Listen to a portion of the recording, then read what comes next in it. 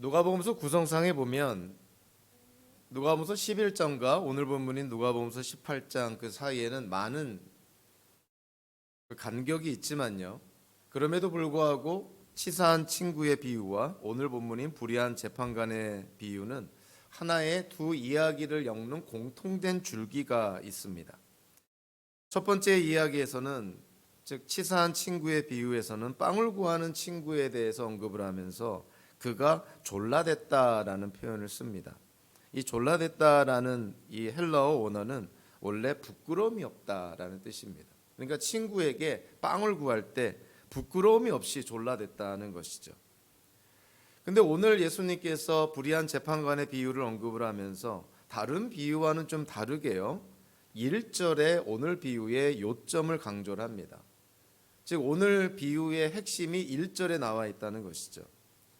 1절에서 예수님께서 어떻게 오늘 비유를 주시는 그 이유를 말씀하시냐면 제자들이 늘 기도하고 낙심하지 말아야 한다는 뜻으로 비유를 제시를 합니다.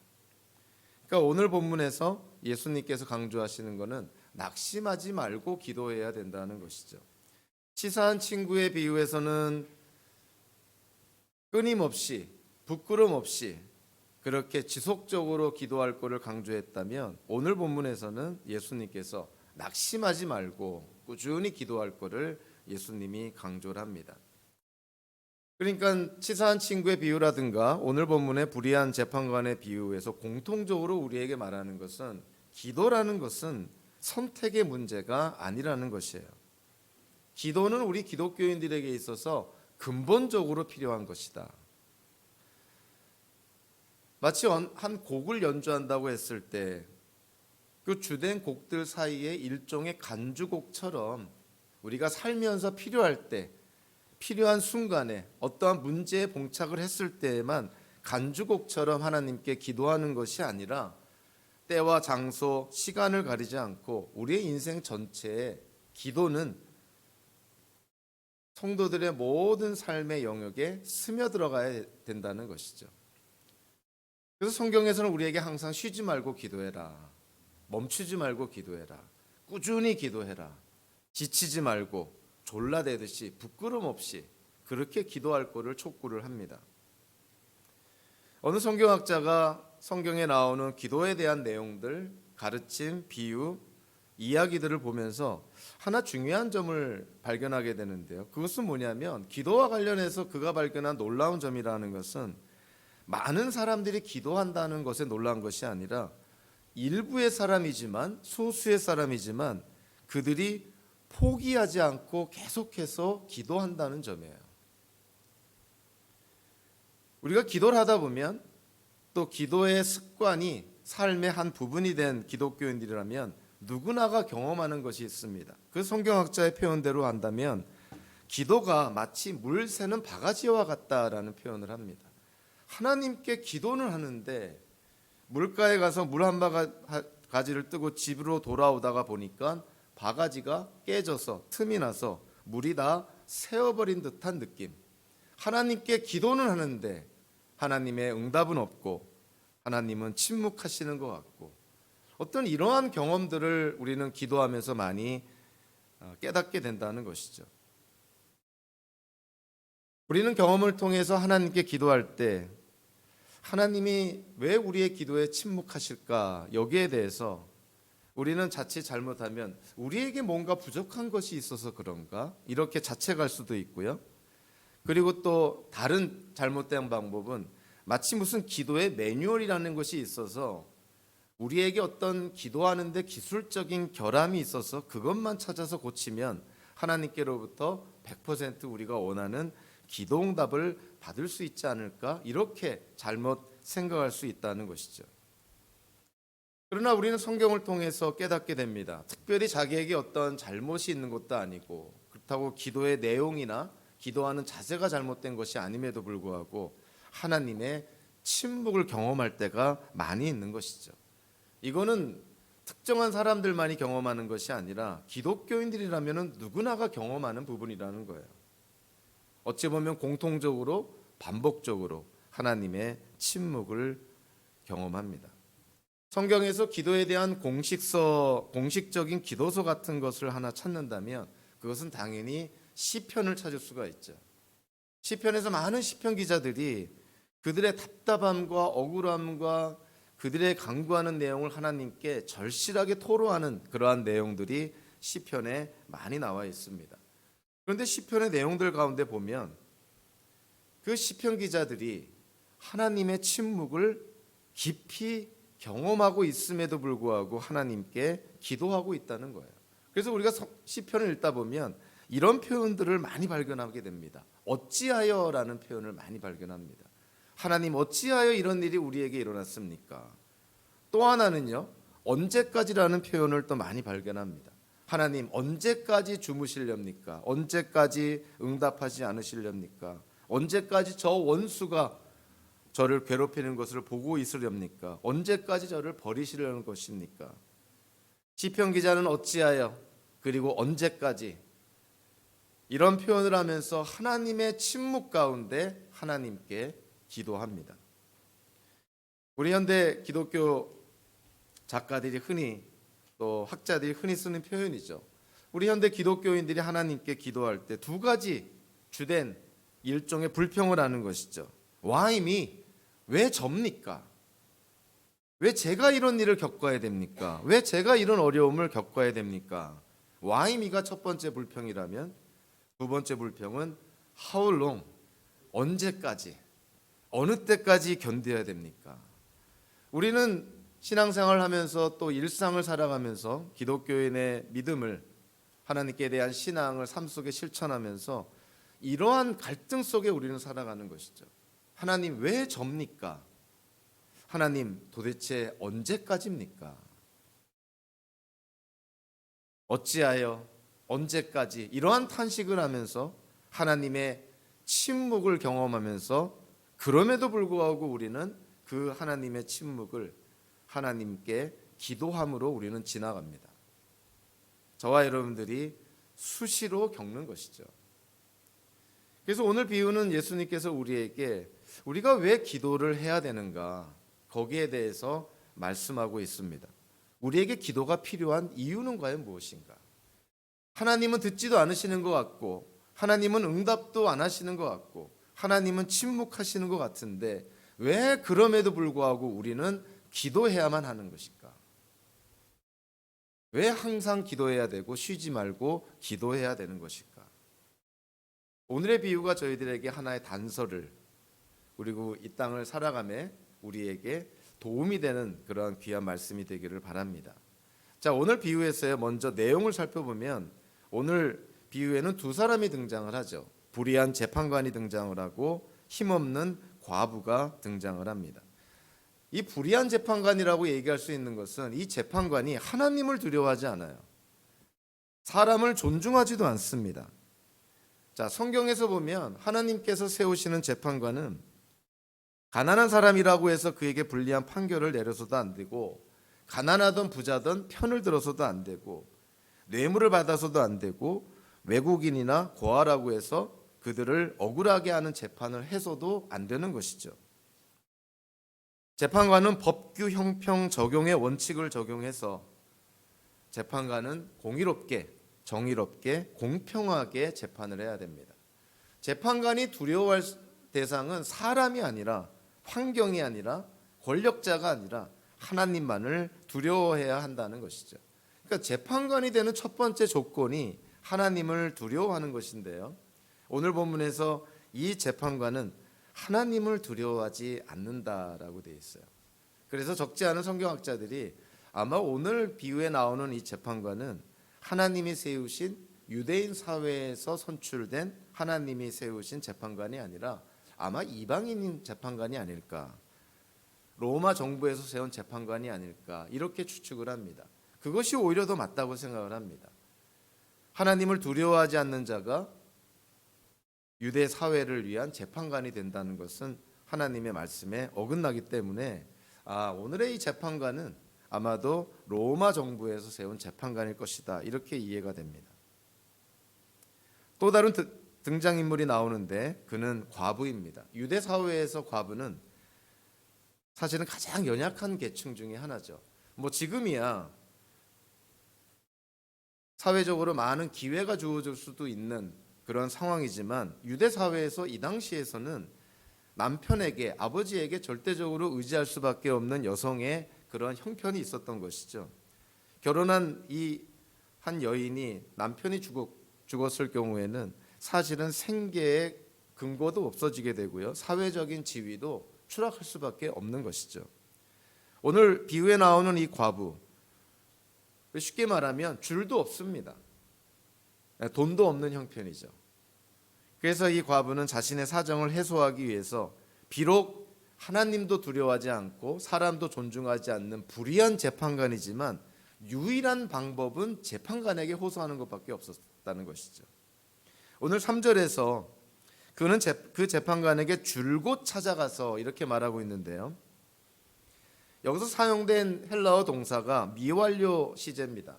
이 미완료 시제는 한 번에 끝나는 것이 아니라 과거에 계속적이고 반복적인 것을 의미하는 시제인 것이죠. 그래서 세번역에서 줄곧 찾아갔다라고 번역한 것은 이 동사의 시제에 맞춰서 아주 잘 번역을 한 거예요. 그냥 한 번 찾아간 것이 아니에요.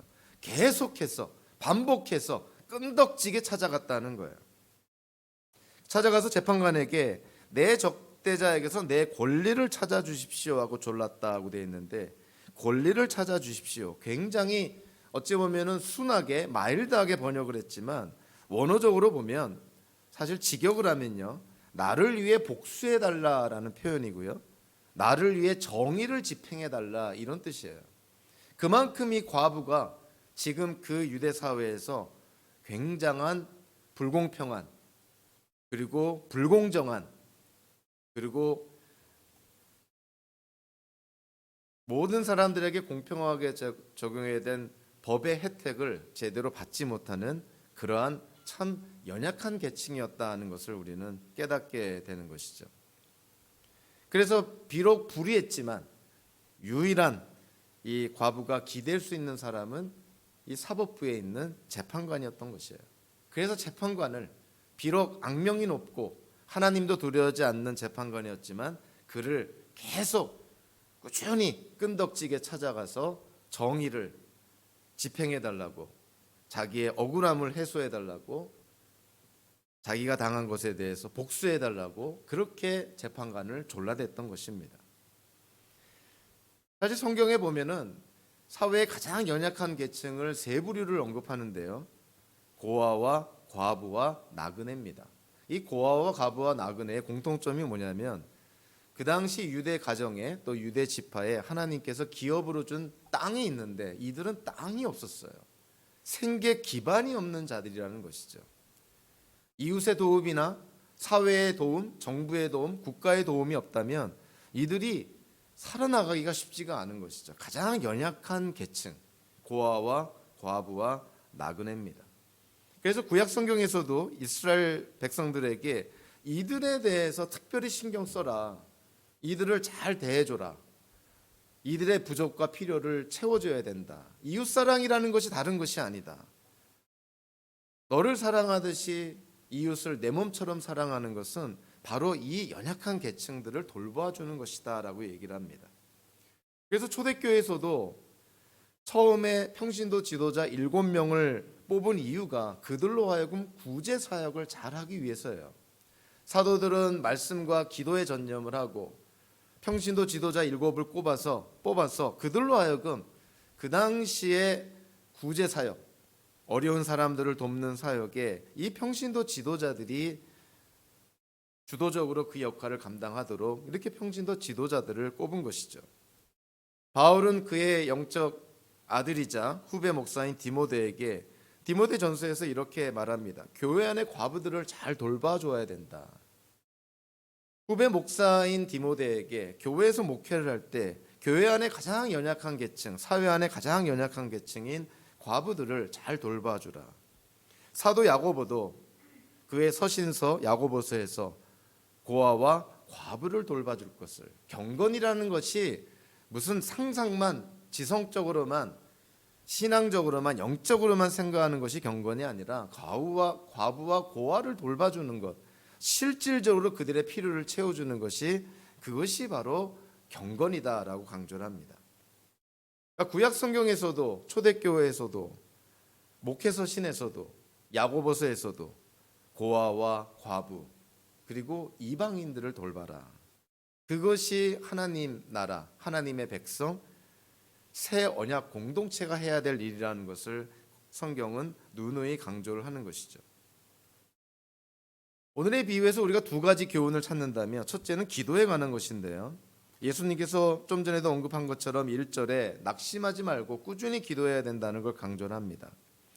과부가 불의한 재판관이긴 하지만 그를 하도 줄곧 찾아가서 그가 귀찮아할 정도로 그가 하소연을 얘기를 하니 불의한 재판관도 과부의 그 원한을, 어려움을 들어주었다는 것인데요. 그러면서 예수님의 말씀은 하물며 불의한 재판관도 과부의 그 원통함을 들어주는데 하물며 하늘에 계신 하나님께서 그가 택하신 하나님의 자녀들의 원한을 풀어주지 않겠느냐. 그러니까 이 원통한 과부가 불의한 재판관을 줄곧 찾아가서 하소연을 한 것처럼 하늘에 계신 아버지께 너희들이 꾸준히 기도해야 되는 것이 마땅하지 않느냐, 이런 것입니다. 5절에서 이 과부가 나를 이렇게 귀찮게 하니 그의 권리를 찾아주어야겠다. 그렇게 하지 않으면 그가 자꾸만 찾아와서 나를 못 견디게 할 것이다. 나를 이렇게 귀찮게 하니, 표현이 이렇게 좀 마일드하게 표현했지만 원어적으로는 괴롭힘이라는 뜻이에요. 이 과부가 나를 계속 찾아와서 괴롭히기 때문에, 그러니까 못 살겠다 이거죠. 이 과부 때문에 못 살겠다. 아마 요즘 말로, 요즘 상황으로 치면 아마 피켓 시위하고 법원 앞에 서서 혼자서 아마 1인 시위하고 그랬을 것 같아요. 그리고 여기저기 투서하고 이런저런 뭐 유튜브나 또는 일반 매체에도 아마 자기의 사정을 하소연하는 그러한 투서, 그러한 내용들을 많이 호소하지 않았을까, 우리가 쉽게 이해가 됩니다. 불의한 재판관이 이 과부가 나를 괴롭게 함으로 나를 못 견디게 할 것이다 라고 표현하고 있는데요. 이 못 견디게 한다라는 말이 원어적으로는 일종의 복싱에서 사용되는 표현입니다. 즉 누군가의 얼굴에, 눈에 펀치를 날려서 그 눈에 상처를 입히거나 아니면은 눈을 시커멓게 만드는 그러한 표현이에요. 그러니까 이 재판관이 생각하기를 이 과부의 어떤 그런 불평이나 원한이나 과부가 자기에게 하소연하는 내용을 자기가 들어주지 않는다면 마치 이 과부한테 자기가 눈탱이를 얻어맞아서 자기 눈탱이가 밤탱이가 되지 않을까, 이러한 표현인 것이에요. 그만큼 과부가 불의한 재판관에게 계속 찾아가서 하소연하고 그의 원통함을 해결해 달라고 요구했던 것입니다.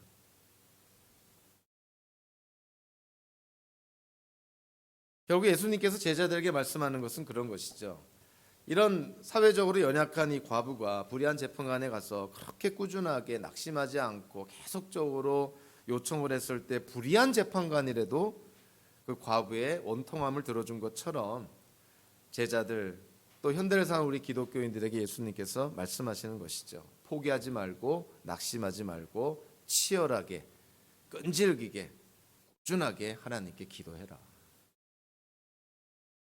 사실 오늘 7절 후반부는 성경학자들 간에 약간의 이론이 있는 좀 어려운 그런 성경 본문이긴 합니다. 우리 세번역 성경에서는 모른 채 하고 오래 그들을 내버려 두시겠느냐라고 이렇게 번역을 했고요. 우리가 자주 참고하는 ESV라는 영어 성경도 그 영어 성경을 그대로 번역하면 그가 그들에 대해서 오랫동안 지체하시겠느냐, 이런 식으로 번역을 했어요. 근데 이 헬라어 문장을 직역을 하면 사실은 뭐 지체하다, 내버려두다 뭐 이런 표현보다는 오래 참다라는 표현입니다. 그래서 헬라어 문장을 직역하면 하나님이 그들에 대해 오래 참으시겠느냐, 이런 표현이에요. 과연 하나님이 지체하시겠느냐라는 해석이 맞는지, 하나님이 인내하고 참으시겠다라는 표현이 맞는지 이 부분에 대해서 성경학자들이 약간 의견이 갈리는 것이죠. 근데 이제 우리가 많이 참고하는 뭐 ESV라는 영어 성경도 그렇고 NASB라는 영어 성경도 그렇고 오늘 우리가 본문으로 택한 새 번역 성경도 다 지체한다라는 그러한 의미로 해석을 했습니다. 자, 그런데 헬라어 문장을 직역을 하면 지체한다라는 의미보다는 참으시고 인내한다라는 의미가 사실은 주된 의미예요.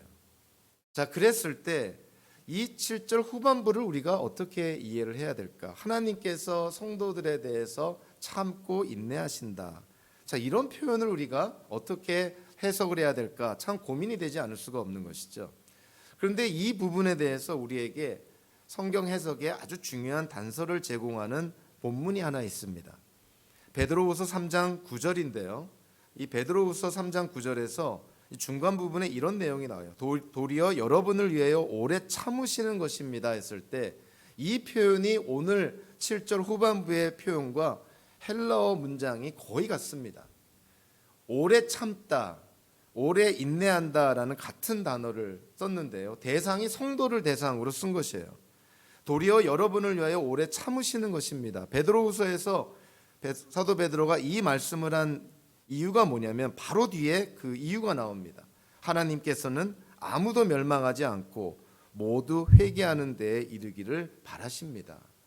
하나님이 지금 즉 예수님의 재림을 통해서 세상의 종말과 이 세상을 심판하시는 데 있어서 하나님 왜 이렇게 더디 오시는가?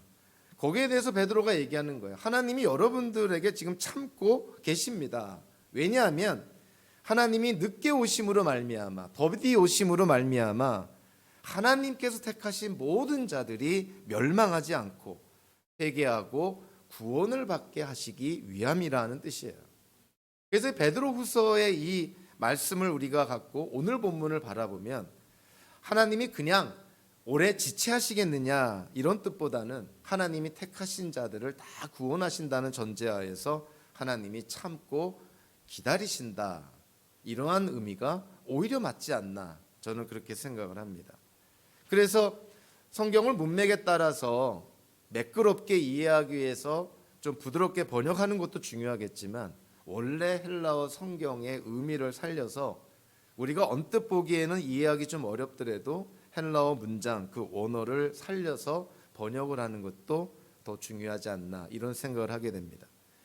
그러니까 하나님께서 믿는 자들에게 대해서 택하신 자들에 대해서 오래 참으시는 이유가 뭐냐면 이 땅에 예수 그리스도의 재림을 통해서 하나님의 심판이 더뎌지는 이유가 뭐냐면 하나님이 택하신 자들을 하나님이 다 구원하시기 위해서.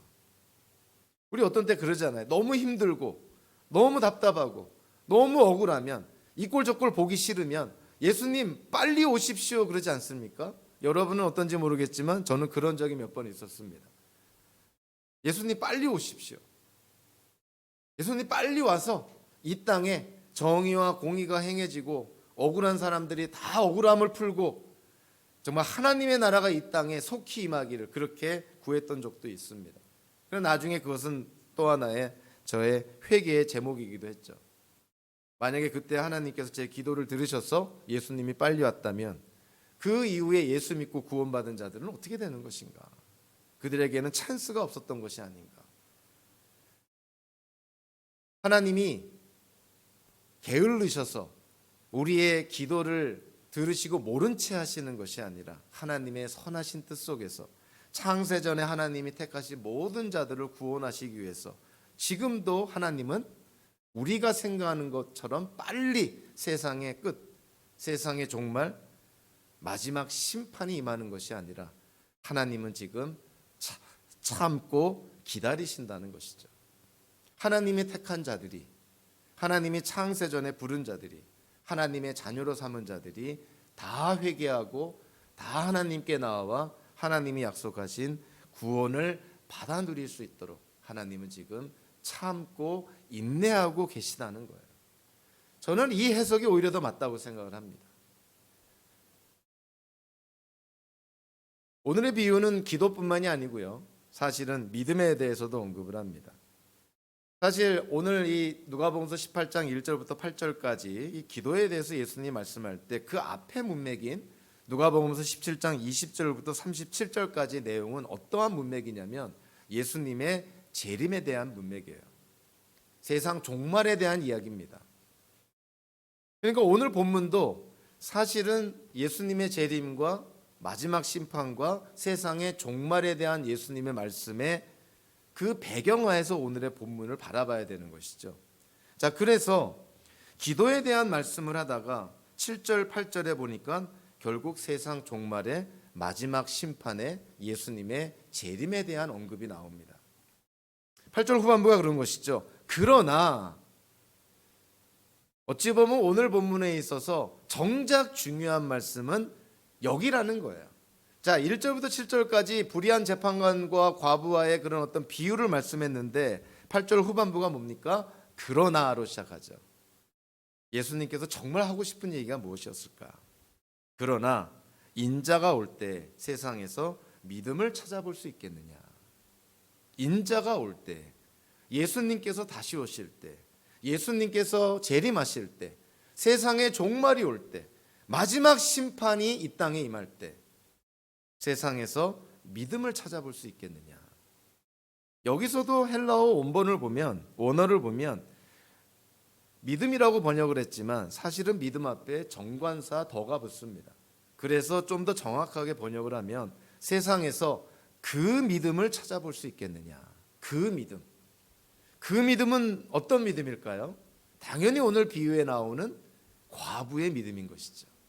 과부처럼 불의한 재판관에게 줄곧 찾아가서 꾸준하게 쉬지 않고 낙심하지 않고 끈덕지게 치열하게 그렇게 구하는 그 과부의 그 믿음을 찾아볼 수 있겠느냐.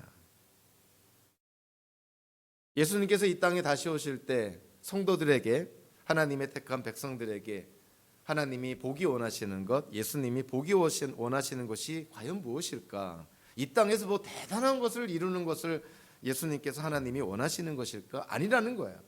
하나님이 원하시는 것, 믿음이라는 것이죠. 어떤 믿음이라는 거예요?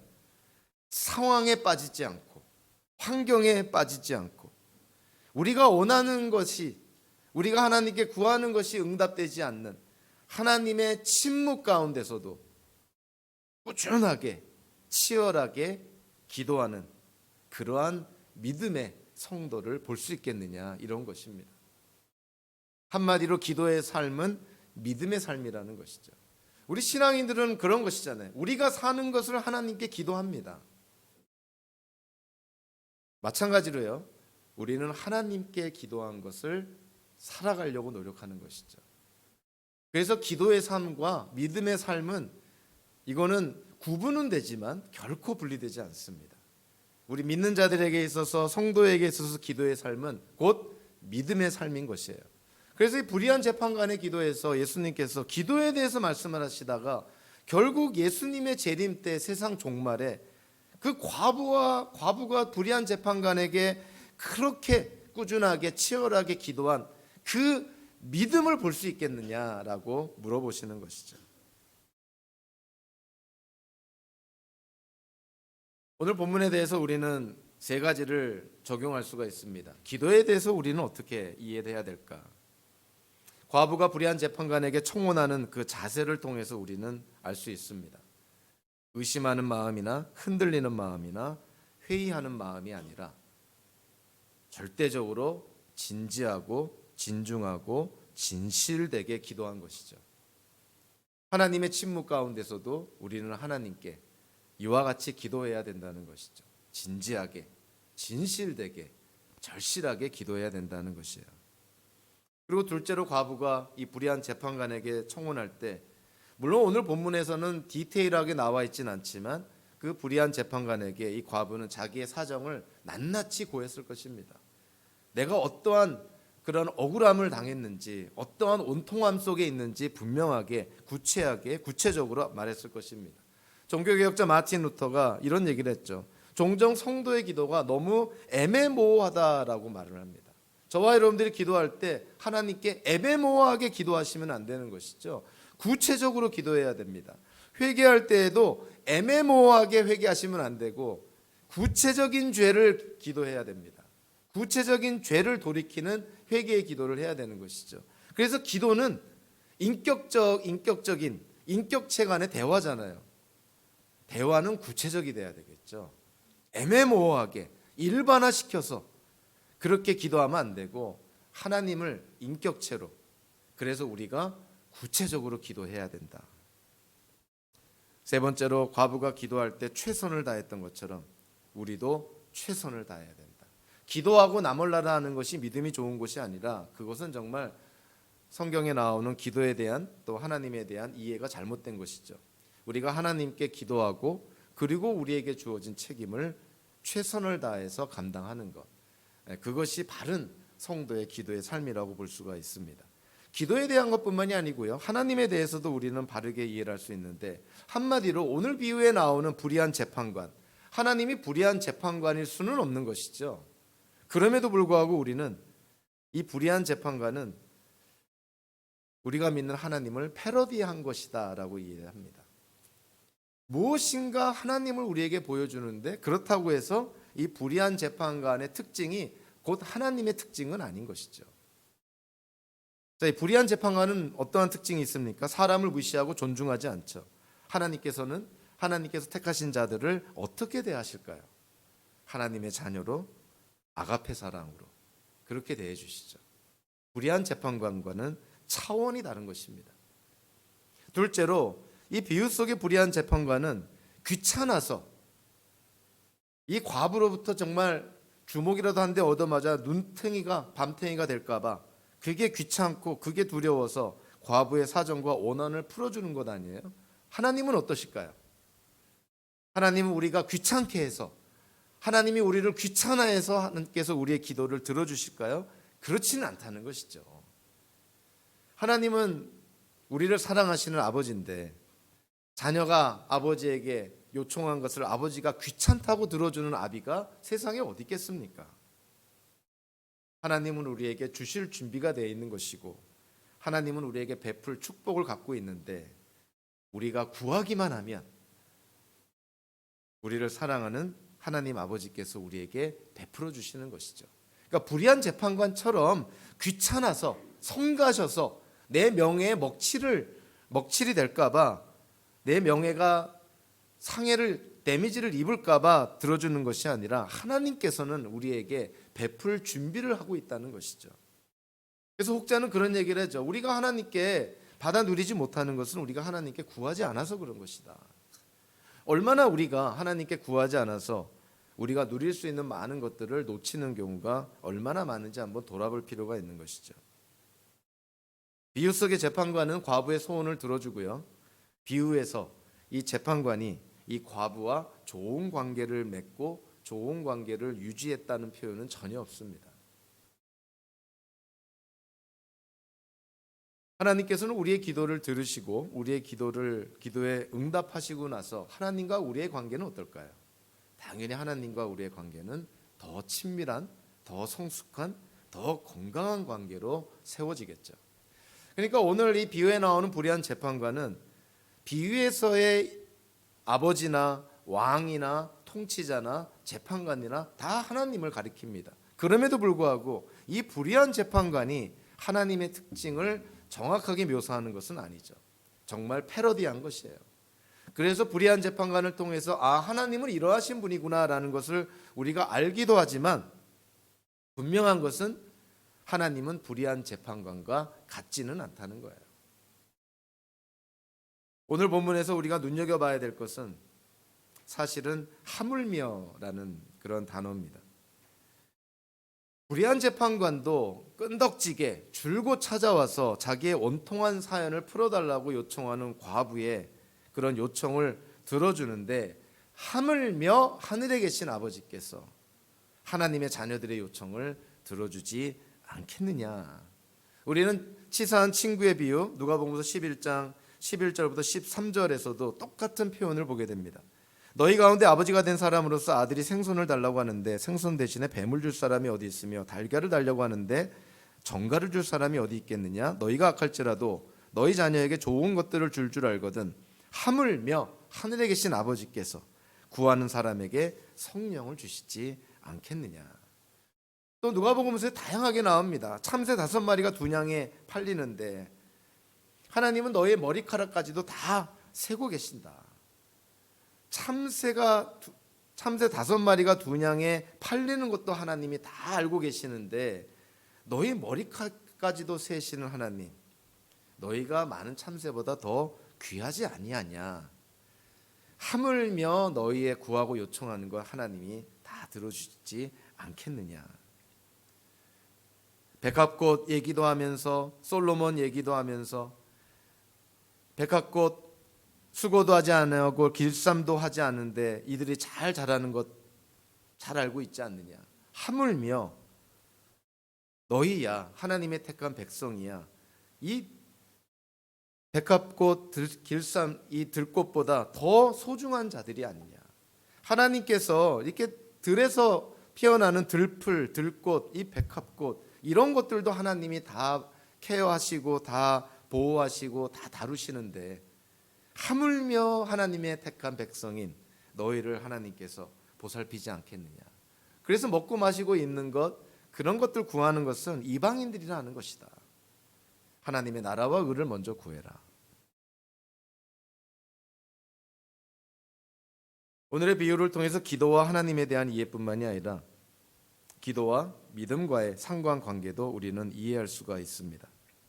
우리가 하나님께 기도한다는 것은 어떠한 것을 전제로 하고 있냐면 하나님의 존재를 인정하고 또한 하나님께서 우리의 삶의 주인이 되신다는 것을 전제로 합니다. 우리가 하나님께 기도할 때 그냥 기계적이고 하나의 종교 행위로 그렇게 비인격체 기도하는 식으로 한다면 그거는 성경에서 말하는 기도가 될 수가 없는 것이죠. 기도는 인격체와 인격체 간의 가장 인격적인 행위입니다.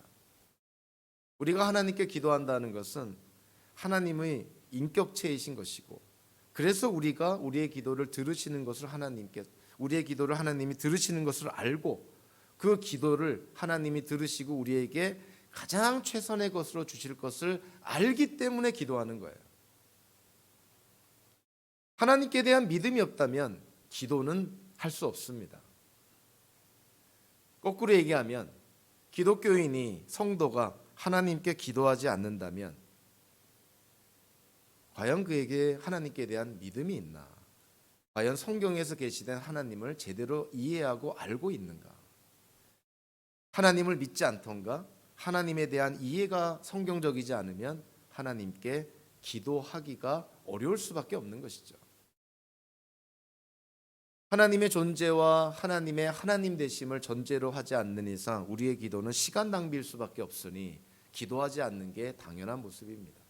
그래서 우리는 우리의 믿음과 우리의 신앙이 정말 성경적이고 하나님 중심적인지는 우리가 과연 하나님께 얼마나 절실하게, 진실되게, 진지하게, 꾸준하게, 치열하게 기도하느냐, 그걸 통해서 우리가 어느 정도 분별할 수가 있는 것이죠. 우리가 하나님께 기도합니다. 우리가 하나님께 기도할 때는 하나님과 나만이 아는 기도 제목들이 많죠. 심지어는 배우자에게도 알릴 수 없는, 정말 하나님께만 알리는 그런 기도의 내용, 간구의 내용들이 있습니다. 자, 그런데 놀랍게도 하나님과 나만이 알고 있는 그 내용에 대해서 하나님이 응답해 주셨어요. 자, 그런 응답을 경험할 때 우리는 과연 어떠한 반응이 있을까요? 뭐 사람마다 좀 차이가 있겠지만 많은 사람들이 그런 하나님의 응답을 받을 때 온몸에 털이 다 돋는다는 표현을 써요. 충격인 것이죠. 하나님과 나만이 알고 있는 내용에 대해서 하나님이 그대로 응답해 주셨을 때, 야, 정말 하나님께서 존재하시는구나라는 것을 경험적으로 깨닫게 되는 거예요. 성경을 통해서 객관적으로 하나님이 계시는구나, 이거를 우리가 믿음으로 받아들였지만 그거를 경험으로, 체험으로 깨닫게 되면 하나님의 존재에 대한 이해가 달라지는 것이죠. 비록 눈에 보이진 않지만, 비록 하나님은 영이시지만, 우리가 손으로 잡을 수는 없지만, 얼굴과 얼굴을 보고 대화를 할 수는 없지만, 그럼에도 불구하고 하나님은 우리의 기도를 들으시고 응답하시는구나. 이거를 실질적으로 경험하고 체험한 상태에서 신앙인으로 이 땅을 살아가는 것과 그러한 경험이 없는 상태에서 살아가는 것은 어쩔 수 없는 차이가 있는 것이죠. 그래서 우리가 하나님께 기도해야 되는 이유 중에 하나는 하나님께 대한 믿음을 전제로 하지만 이런 기도를 통해서 또 하나님께로부터의 기도 응답을 경험함으로 말미암아 우리의 믿음과 신앙이 더욱 굳건해지고 더욱 확고해진다는 거예요. 우리가 시험에 들 때에도 정말 어려운 일을 당할 때에도 과거에 이정표 같은 사건, 그때에도 하나님이 그렇게 내가 어려울 때, 그렇게 내가 곤란에 빠졌을 때, 정말 힘들었을 때 하나님이 나를 구해주시고 그 어려움을 해결해 주시고 그 난관을 극복하게 해주셨지. 그 경험이 있는 사람은 또 다른 어려움이 와도 이겨난다는 것이죠. 과거에 그 이정표 같은 사건이 있으니. 근데 만약에 그러한 경험과 체험이 없다면 당연히 힘들 수밖에 없는 것이죠. 미국에 아주 유명한 비행사가 한 명 있었는데요. 여자 비행사입니다. 여러분들도 잘 알 것 같은데요. 아멜리아 에어할트라는 분인데요. 이 아멜리아 에어할트라는 이 여자 비행사는 최초로 대서양을 횡단한 그런 비행사입니다. 근데 이 여자 비행사가 대서양을 횡단할 때 그게 쉽게 순조롭게 된 것은 아니죠. 대서양 한복판을 건너가는데 그 대서양 한복판에서 엔진이 고장이 납니다. 바다 한가운데 정말 엔진이 고장이 났다는 것은 이건 어디 비상 착륙할 수도 없는 것이고요. 날아가지 않으면 추락할 수밖에 없는 상황이죠. 자, 그러한 엔진이 고장 나는 상황에서도 놀랍게도 대서양을 횡단해서 무사히 귀환하게 됩니다. 그래서 기자들이 묻습니다. 당신 엔진이 고장 났을 때 그 위급하고 어려운 순간 어떻게 견뎠습니까? 이 질문에 아멜리아 에어할트가 이런 유명한 얘기를 합니다. 그것은 간단합니다. 그 위기를 넘길 수 있었던 것은 제가 바다 위 한복판에 있었기 때문입니다. 한마디로 다른 초이스가 없었다는 거예요. 나아갈 수밖에 없었다는 거예요. 어찌됐든 간에 엔진이 고장이 나고 어떠한 상황이 오고 강풍이 몰아치고 번개가 치고 어떠한 상황이 오더라도 자기가 대서양 한복판에 있다는 사실은 자기로 하여금 돌아갈 수도 없는 것이고 어디에 내릴 수도 없는 것이고 자기는 앞으로 나아갈 수밖에 없었다는 거예요. 그래서 대서양을 건너게 됐다는 거예요. 오히려 바다 한복판 위에서 엔진이 고장난 그 이유가 자기로 하여금 죽기 살기로 대서양을 건너겠다, 이렇게 답을 했습니다. 기도한다는 것도 이와 비슷한 것이 아닐까. 만약에 우리가 하나님께 기도하면서 하나님의 기도 응답, 우리가 구한 것에 대한 하나님의 기도 응답 말고 뭔가 다른 플랜 B가 있고 뭔가 다른 방법이 있고 뭔가 도망갈 구석이 있고, 만약에 이렇다면 우리가 하나님께 어느 정도 기도하다가 하나님의 응답이 없으면 우리는 어떻게 될까요? 금방 포기하고 하나님 외에 다른 방법을 찾겠죠. 그러나 결코 좋은 방법은 아니지만 우리가 이런저런 방법을 다 사용합니다. 사람도 사용하고 방법도 사용하고 그것이 불법이든 편법이든 어쨌든 우리가 할 수 있는 방법 다 사용하고 그것이 다 실패하고 이제는 하나님밖에 없을 때 기도하는 경우가 많죠. 우리가 참 그렇게 순서가 좀 바뀌어진 상태에서 사는 경우가 많습니다. 근데 우리가 바르게 살려면 하나님께 먼저 기도해야 되는 것이 맞는 것이고, 그래서 방법도 과정도 하나님께서 허락하시는 방법과 과정으로 어려움을 극복하는 것이 맞는 것이죠. 내가 먼저 다 하고 나서 하나님 나머지 설거지 해 주십시오, 그거는 성경적인 기도의 모습이 아닌 거예요.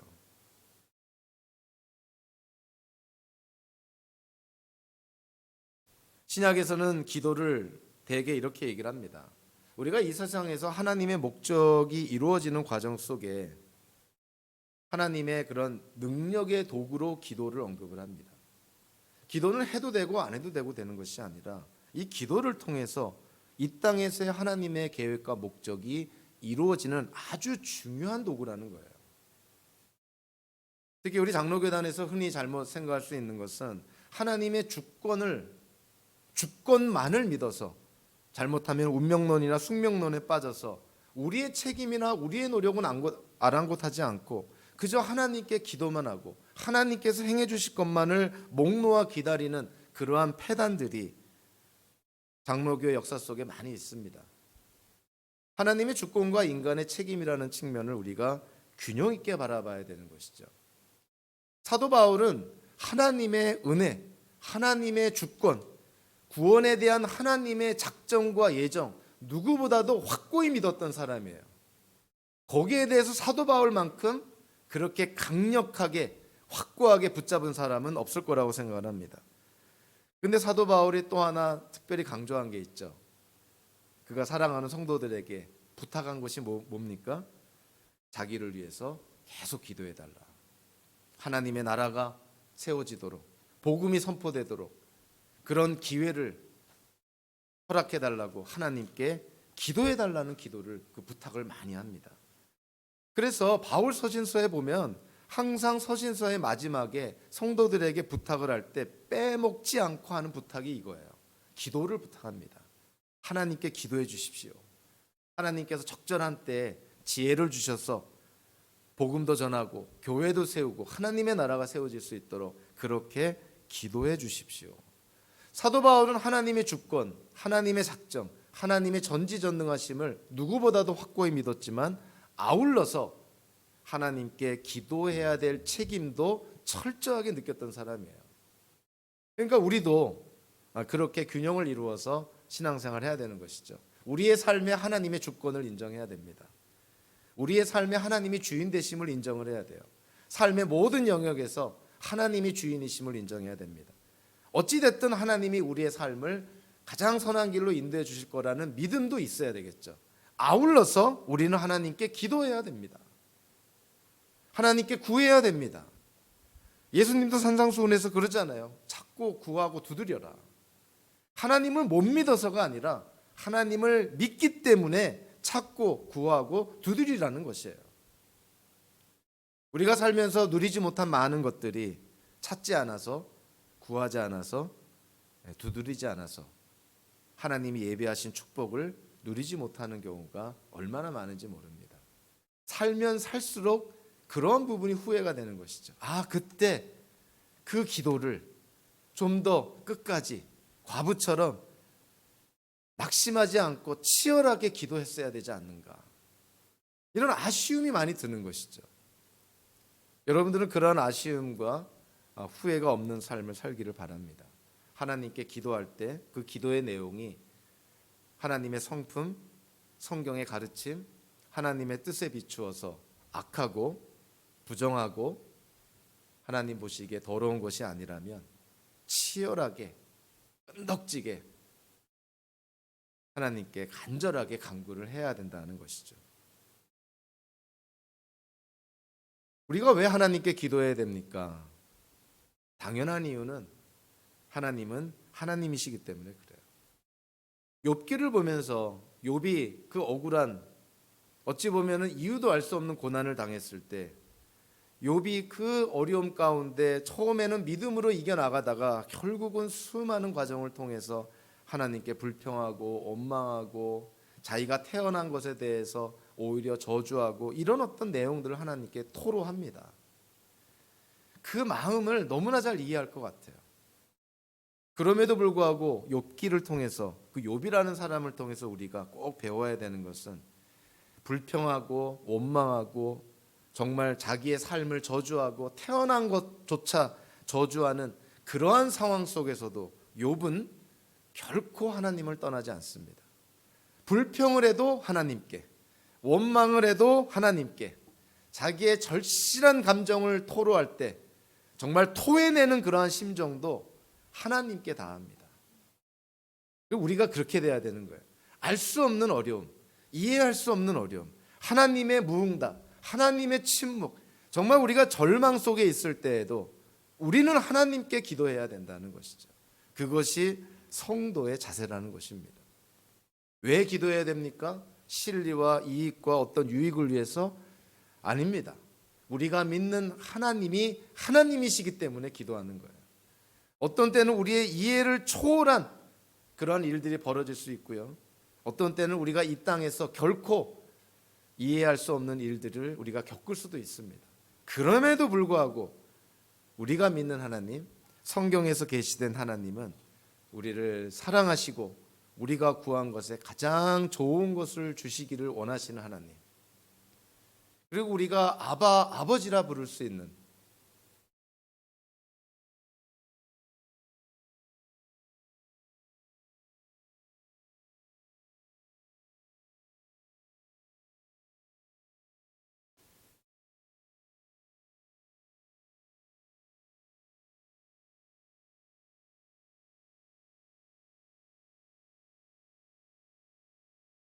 육신의 아버지에 대한 그런 우리의 사랑과 또 우리의 효도 중요하지만 하늘에 계신 우리의 진정한 아버지 되시는 하나님께 우리가 마음껏 기도할 수 있다는 것, 어떠한 상황에서도 기도할 수 있다는 것. 서로 이 세상, 우리의 인생 속에 우리가 해결받지 못하고 응답받지 못하는 한이 있더라도 우리는 끝까지 기도할 수 있는 분이 있다는 것 자체가 정말 성도로서 이 땅을 살아가는 가장 큰 축복입니다. 저와 여러분들의 삶 속에서 오늘 비유에 나오는 그 연약한 과부, 정말 끈덕지게 치열하게 낙심하지 않고 꾸준하게 그렇게 간구하고 청했던 그 삶의 모습이, 그 믿음의 모습이 오늘을 살아가는 저와 여러분들의 삶 속에서 그대로 반영이 되고 재현되기를 주님의 이름으로 축원합니다. 기도하겠습니다.